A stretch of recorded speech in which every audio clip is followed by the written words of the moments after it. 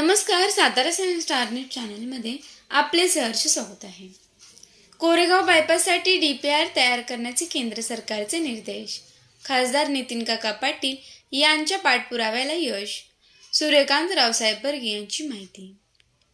कोरेगाव शहरातील वाढत्या वाहतूक कोंडीवर कायमस्वरूपी उपाय करण्यासाठी प्रस्तावित बाह्य वळण मार्गाच्या मागणीला केंद्र सरकारकडून सकारात्मक प्रतिसाद मिळाला आहे. सातारा जिल्हा मध्यवर्ती सहकारी बँकेचे चेअरमन तथा खासदार नितीन काका पाटील यांनी केंद्रीय रस्ते वाहतूक व महामार्ग मंत्री नितीन गडकरी यांची भेट घेऊन कोरेगाव बायपास उभारण्याबाबत निवेदन दिले. त्यानंतर गडकरी यांनी संबंधित विभागाला बायपासचा सविस्तर प्रकल्प अहवाल DPR तयार करण्याचे निर्देश दिल्याची माहिती राष्ट्रवादी काँग्रेस पक्ष अजितदादा पवार गटाचे जिल्हा उपाध्यक्ष सूर्यकांत रावसाहेब बर्गे यांनी दिली. कोरेगाव कृषी उत्पन्न बाजार समितीच्या सभागृहात बुधवारी सायंकाळी झालेल्या पत्रकार परिषदेत यांनी ही माहिती दिली.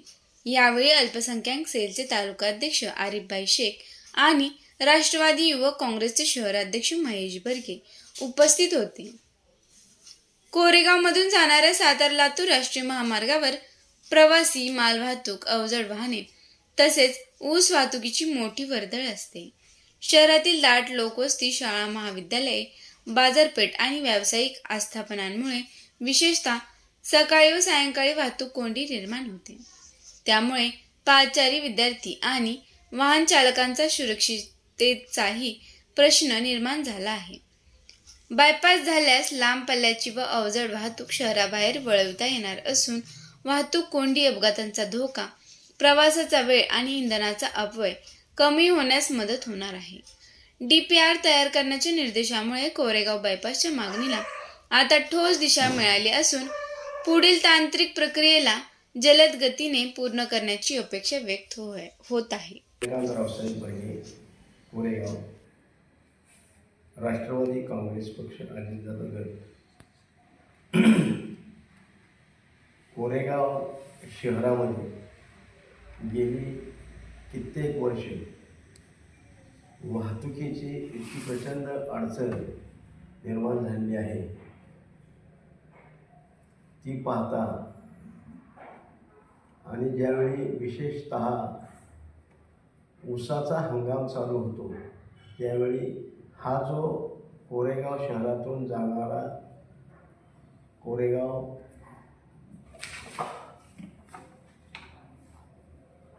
नॅशनल हायवे 548C हा जो नॅशनल हायवे कोरेगाव शहरातून जातो यावर वाहतुकीचा प्रचंड लोड झालेला आहे.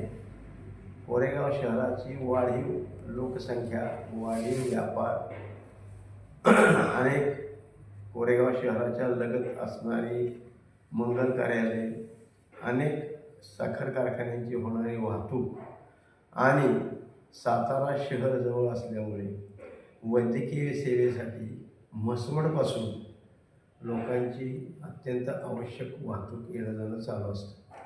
वाहनांची संख्या फार मोठ्या प्रमाणावर झालेली आहे आणि कोरेगाव शहरामधला जो व्यापार आहे तो सुद्धा ह्या कंजेशनमुळं त्याच्यावर फार मोठा परिणाम होऊ लागला आहे.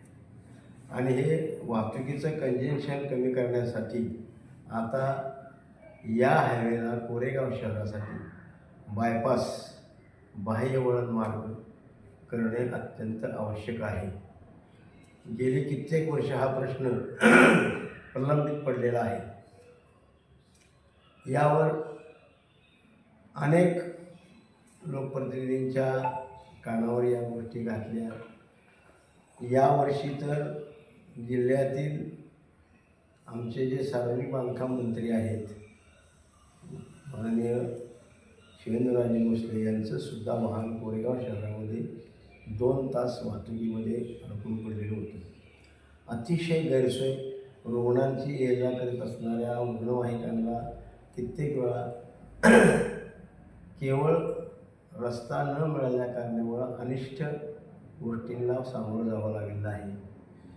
नियमित जर तुम्ही मागोवा जर घेतला गेल्या 2-3 वर्षांचा तर दररोज कोरेगाव शहर किंवा शहराच्या आजूबाजूला या रस्त्यावर नियमितपणानं किरकोळ अपघात हा होतच असतो आणि किमान महिन्यातून 1-2-3 एवढे मोठे अपघात होत आहेत.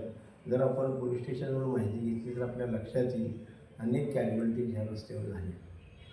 आणि यासाठी या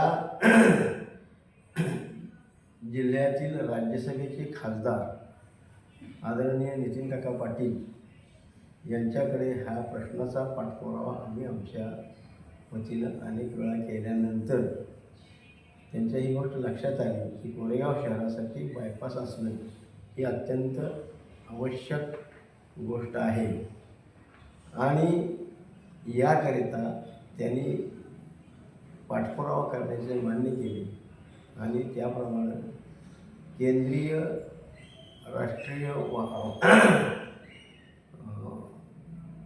राष्ट्रीय महामार्ग आणि रस्ते वाहतूक मंत्री आदरणीय गडकरी साहेबांच्याकडे या कामाचा पाठपुरावा आपण करूया असा त्यांनी शब्द दिल्यानंतर कोरेगावातील नागरिकांच्या वतीने एक निवेदन आदरणीय गडकरी साहेबांना देण्यात आले.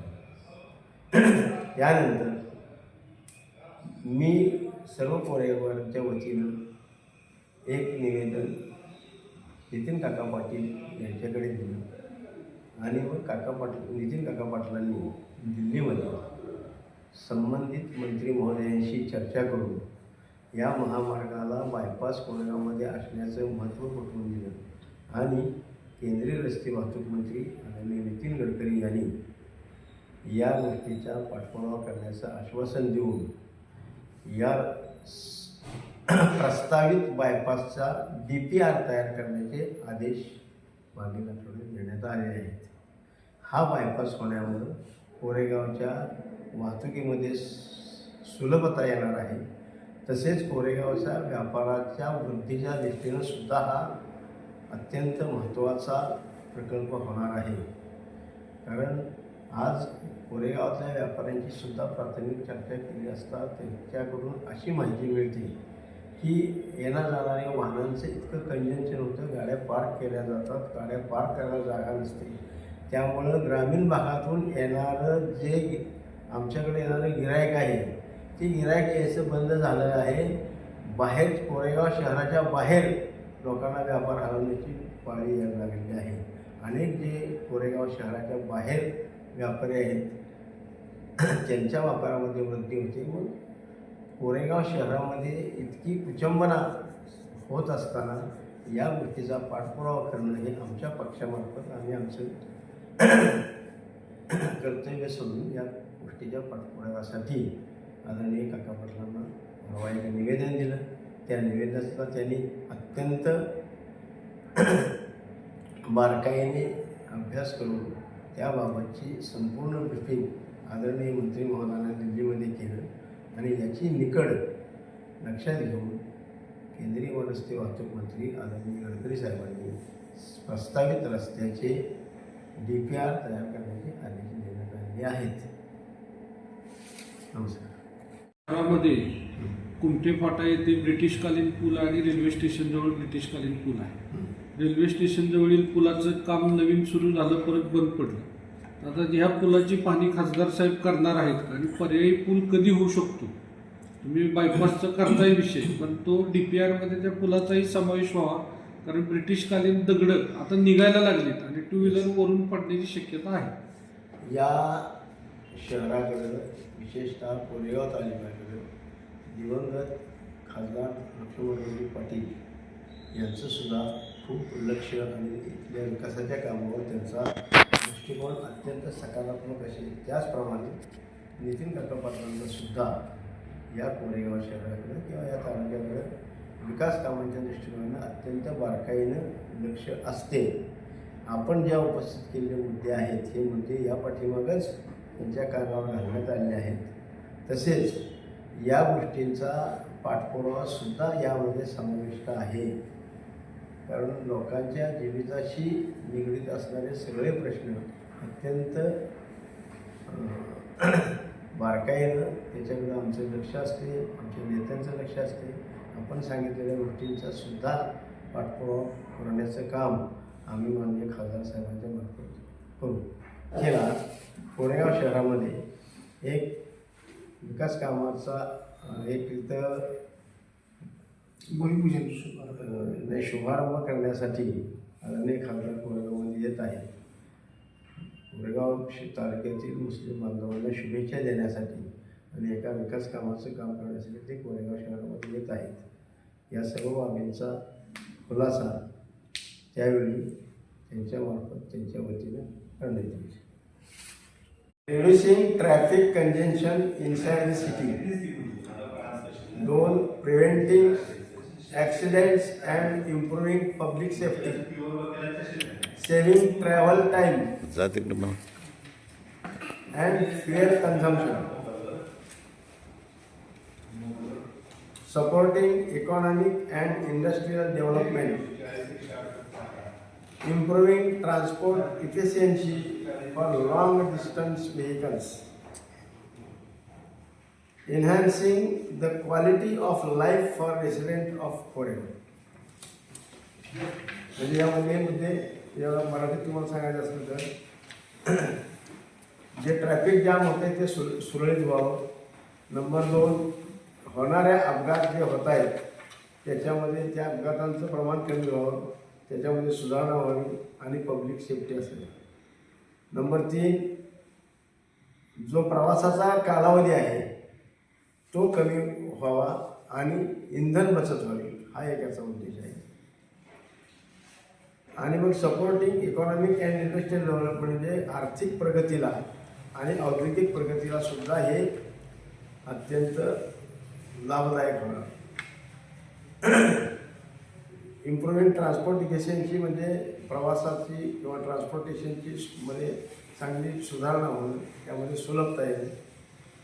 आणि लांब पल्ल्याची जी वाहनं आहेत, जी फार जड वाहनं आहेत किंवा इथून आता हा नॅशनल हायवे असल्यामुळं जड वाहनांची किंवा फार मोठी मालाची ने-आण होते, त्यामध्ये सुद्धा त्या वाहनांना सुद्धा या गोष्टीवर फायदा होणार आहे.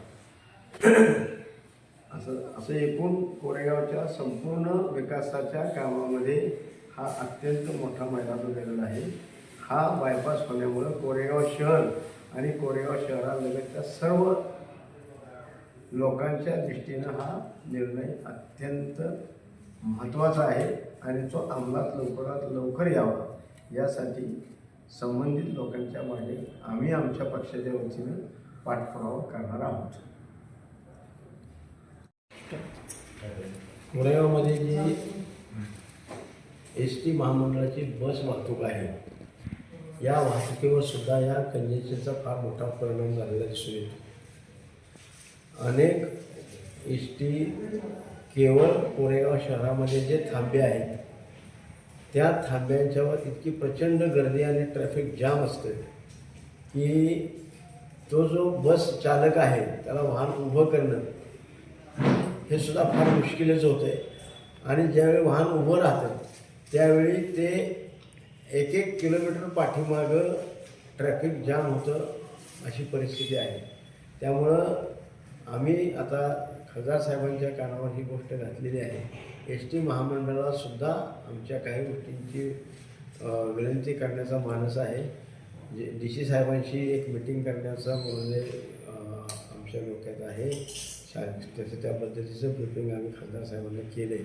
कारण ज्या खेडेगावावरून येणाऱ्या बसेस आहेत, कोरेगाव शहरालगतच्या सर्व खेडेगावातून कोरेगाव आणि सातारमध्ये शिकण्यासाठी अनेक विद्यार्थ्यांची ये-जा असते आणि ग्रामीण भागातल्या विद्यार्थी आणि विद्यार्थिनींना या गैरसोयीचा फार प्रचंड मोठा फटका बसत आहे. आणि यासाठी काय उपाययोजना करावी लागेल, त्यासाठी आता माननीय DC साहेब सातारा आणि कोरेगाव आगाराचे व्यवस्थापक यांच्याशी चर्चा करून यावर तोडगा करण्यासाठी काही मार्ग निघतो, याबाबत आम्ही लवकरच पाठपुरावा करणार आहोत.